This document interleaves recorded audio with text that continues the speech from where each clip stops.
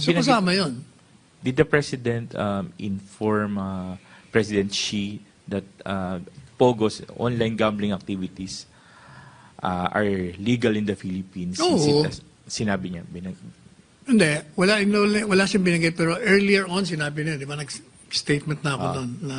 When I asked the President... But did he mention it during the bilateral meeting? Hindi nabanggit yun.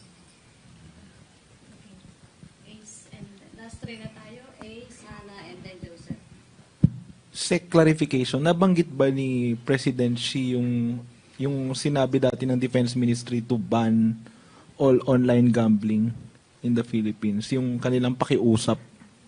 Sinabi nga ni President Xi, di ba, he expressed appreciation for what we did in suspending new applicants. But he said they will appreciate more if Pogo will be eliminated or stopped. And the President's response was? Wala siyang binanggit, wala siyang nabanggit doon. Okay. Ano ngayon yung... Kasi ang nangyari doon, mahaba yung, winelcome siya. Tapos yung si Presidente, ang haba ng daming aspects eh.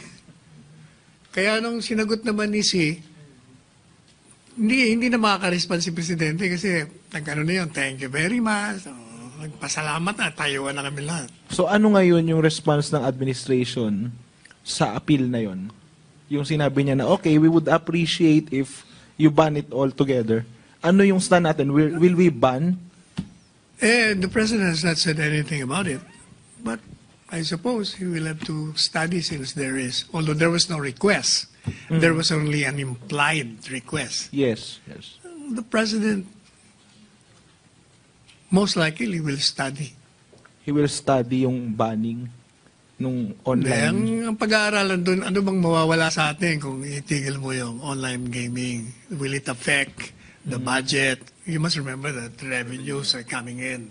So they will have to consult with the finance department. Ano bang magiging niya? So you're going to study yung implications, yung siyempre, yun impact ang sa importante economy. kung anong implikasyon. Pati yung sa crime aspect, yung sa workers. Sa ngayon siguro, what we can do, as we said earlier, we can be very strict on the operation, following rules and regulations and the law. Yun ang magagawa mo.